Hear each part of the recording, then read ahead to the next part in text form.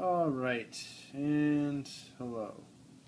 Welcome back to another episode of the Motorcycle Vlogs. What you're looking at here is a possible project. I'm still trying to figure out and contemplating what and how I'm going to go about doing this project. I'll probably be showing this if I do anything on these videos, but we'll still be working on the Sportster. Excuse the mess.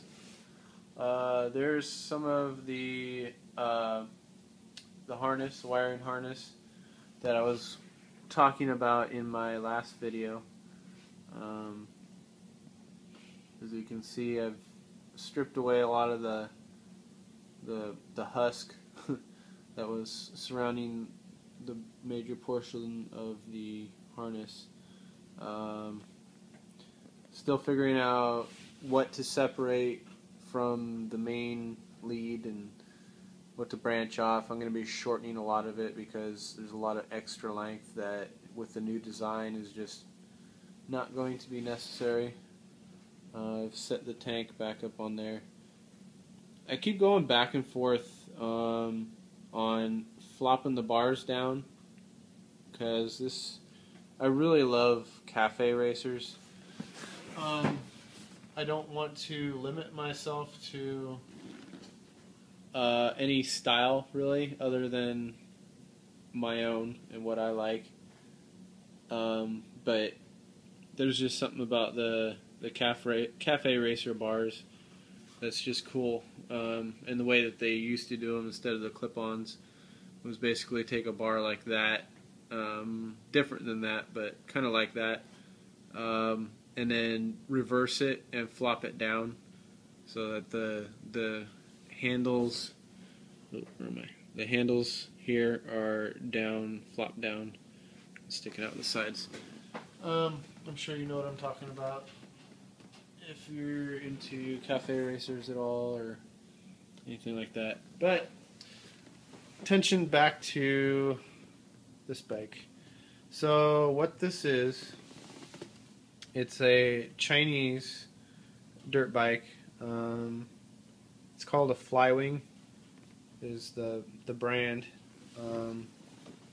and these were sold at Schucks Auto Parts.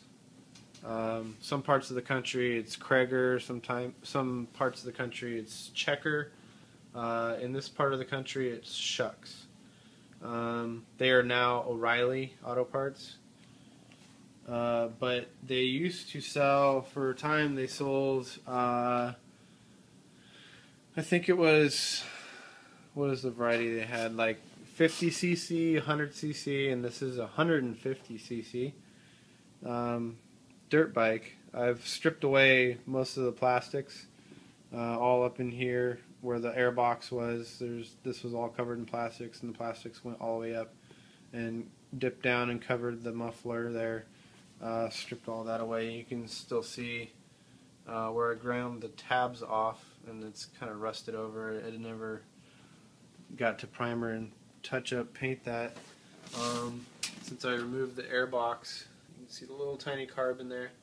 I still need to put on like a little cone air filter, just a little pod air filter. It's pretty cheap construction. I mean, you can imagine straight off the assembly line from China, the build quality is not the greatest. It's not bad, actually. Surprisingly, they've done a pretty good job. It's not, that is to say, it's not really up to the standards of most Japanese bikes and American bikes, or what is KTM? Is that Sweden? Something like that. The motor, though, the motor is the most impressive thing about this bike. And I mean, besides the price, I bought this thing new. I think it was $700. I bought it a long time ago. It's a 2005, and it's mostly been sitting because the day that I separated from active duty on the Navy, I went camping with a bunch of buddies, and we all brought our dirt bikes and quads and all that good stuff. We were out for a good ride, and I wiped out. I crashed hard, and you'll see the evidence on some places. Let me see if I can focus on that.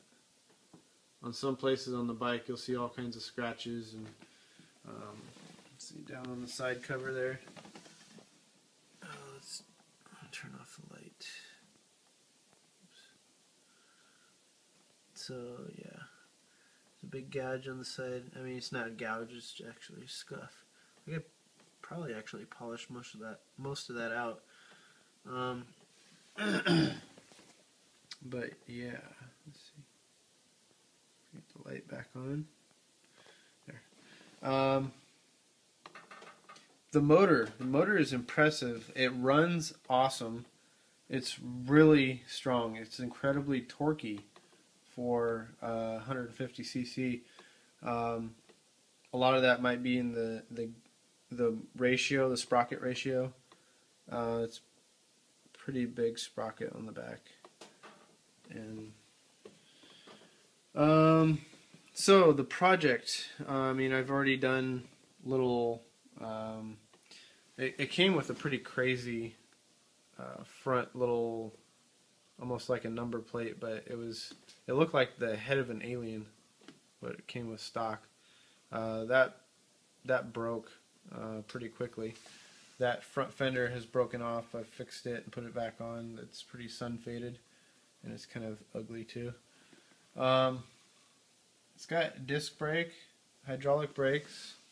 It's actually mechanical drum brake in the rear. The design is actually kind of old for the year of bike it is. It's got the monoshock in there. The suspension was just horrible. The suspension was horrible on this thing, incredibly imbalanced. The rear shock was almost unfunctional. It was so stiff, it almost did not flex. When I first got this, I was probably, I don't know, I'm still probably pretty close to the same weight, about 185, 190 pounds, and yeah, it liked to buck a lot if you ever take it in any rough terrain. And then the front suspension was just way too soft. I've since fixed that by, in the front, I was able to pull off that little cap right there on the top of the shock, and inside there you can, I mean, you have direct access to the spring right there once you do that. There's the full spring down in there, and then there was a little short spring at the very top. So what I did is I removed the short springs out of there, and then I put just a slug of pipe in there that was the same length of the spring when it was uncompressed. I put the slugs in there so that the only spring it has is the main long spring, and that stiffened it way up. For the back, I actually got another shock off of eBay that was off of, I can't remember, but it was some street bike. And it's actually adjustable. The shock that came on it was not adjustable. So it's way better. Way better. It's actually functional now. The suspension is balanced now. I haven't taken it off-road since upgrading the rear shock. But, so the project is, I want to make this into a commuter. I want to make it street legal. It would be an awesome commuter because of gas prices. I haven't tried to figure out the mileage on this, the gas mileage, but I would think it'd be insane how good the gas mileage is. The other potential of this that I think would be awesome, it would be a blast, but may ruin it in the process, is to make it into a little cafe racer. Kind of basically just the whole top part here, from the handlebars, the gas tank, the seat, the fender, and the rear frame, and the exhaust. Change all that up and make it into a cafe racer. I think would be cool, but I also don't want to like lose a dirt bike. So I don't know. I don't know what I'm gonna do. I'm contemplating making somewhere in between, like a dirt bike and a cafe racer. Make kind of an adventure bike type thing, but make it kind of old school cafe racer style. The engine is very cafe racer-ish. I mean, it's a single cylinder thumper, 4-stroke. Just a good little engine. I mean, it'll go forever. I'd change up the sprocket ratio to make it more highway friendly. It actually comes with pretty much enduro type tires. I don't know if these are DOT approved. I didn't see any DOT type of embossing or anything on them. But they're definitely geared for street and off-road. It's interesting enough too that you can kind of see on the shocks there's those little knobs on the side, the upper part of the shock right there, under my finger right there. Those are actually mounts for a street style fender. That would be cool to put on there. Get rid of that honking hawk nose, ugly ass fender there. Get rid of that. Get some sort of gas tank that it could make into, like, put some knee notches in there, make it into cafe style. Put a big old round headlight on it, and then low bars, like clip-on style bars. Probably drop the triple trees down on the shocks a little bit so that they stick out the top, and then it'll have a lower stance in the front, which will kind of even out that swing arm there, make it more level. And then put a little cafe style bump on the back with this little seat, and I would have to most likely modify the frame on the way back to drop it down, make it more flat like the cafe racers are, and then take the exhaust and wrap it underneath the engine and then bring it straight back on the side, or possibly fork it out into two, maybe. I don't know. I think that's kind of weird, off of a little single cylinder forking it into two exhaust. But I don't know. There's potential there. And then just make it street legal from there. I need to check into exactly, for the state I live in, for Washington State, the requirements and the ability to do that. Basically making a dirt bike street legal. There's the kickstart there. I'd probably put some rear sets on it too. Rear pegs, moving back further. So a lot of potential, or just put lights on it and make it street legal the way it is. I don't know. I don't know what I want to do. This would make a cool little cafe racer though, and it'd be fun to build. It'd be easy. Pretty much just find a little front fender for it, find a gas tank and modify it, and then probably end up building the back end, and then building the exhaust. And then I'd have a crazy fuel efficient 150cc, crazy fuel efficient little commuter bike, and a little fun whip around town bike. You know, it'd be awesome. I've been looking in depth into what it takes, and you know what's required, what you have to do to make a dirt bike street legal. mainly looking into the technology of the electrical system, making it support a lighting system. And I think I've finally cracked the code with this bike. I think the Chinese company that built these bikes, oh, by the way, from what I've heard, what I've studied about these Chinese dirt bikes, is that companies in China basically bought old designs off of Honda and Japanese motorcycle companies. Like some of their old designs that they don't use anymore, they kind of bought not the patent, but more like the design, and then kind of reverse engineered them, and then built their own version of the same motor, and probably copied some of the design of the frame and suspension and all that, to build these bikes, and they sell them, they import them to the States and other places. Anyways, that was a little side note. But the lighting system, where I was going with that is, I think they kind of built this engine to be universal. I think they probably put it in some of their street bikes for over in China.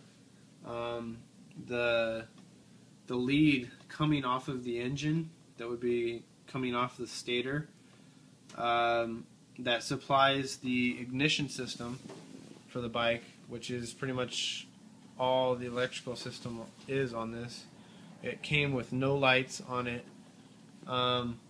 Anyways, that little harness coming off of the motor has a lot more leads that is not being used by. Basically, it has 6 wires coming off of the engine, 2 sets of 3, each set containing a green and then 2 hot colors. And the only side that's used, or there's only one set of the 3 that's being used by the ignition system of the bike.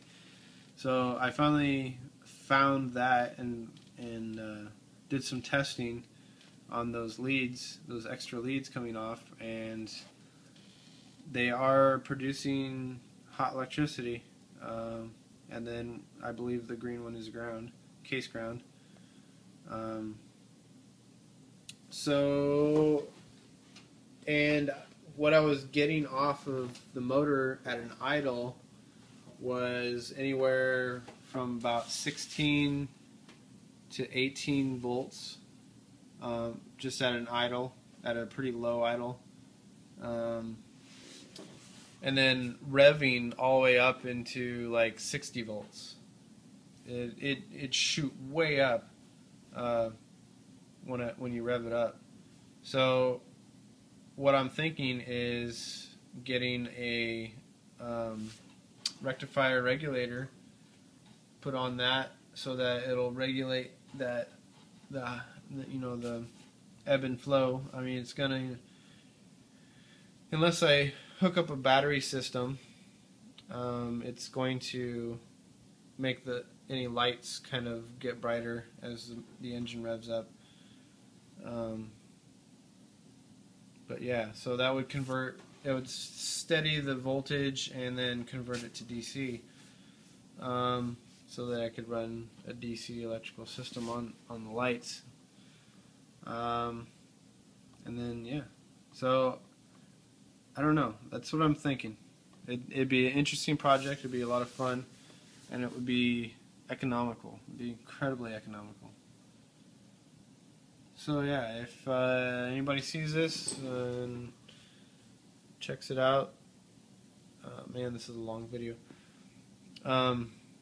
Comment and give me your opinions. What do you think? Think it should be done? Can it be done?